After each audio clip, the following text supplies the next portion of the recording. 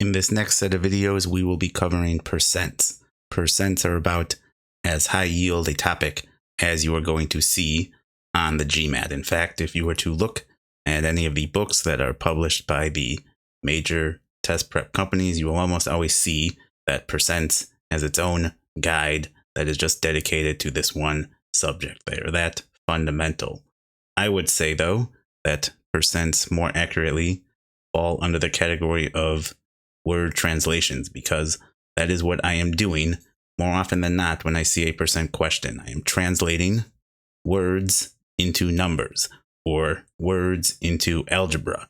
And with percents, I am making the same fundamental percent translations over and over again. So in other words, what does it mean algebraically to have a percent increase? What does it mean algebraically to have a percent decrease? What does a percent change look like on paper? I would say the percent symbol itself has a translation, which you want to be able to know how to make. And so that is where we are going to start. We're going to talk about how to recognize, then how to make those fundamental percent translations. Then any sort of complicated word problem that comes from there is really just building on the same fundamental principles. So that is where we will start.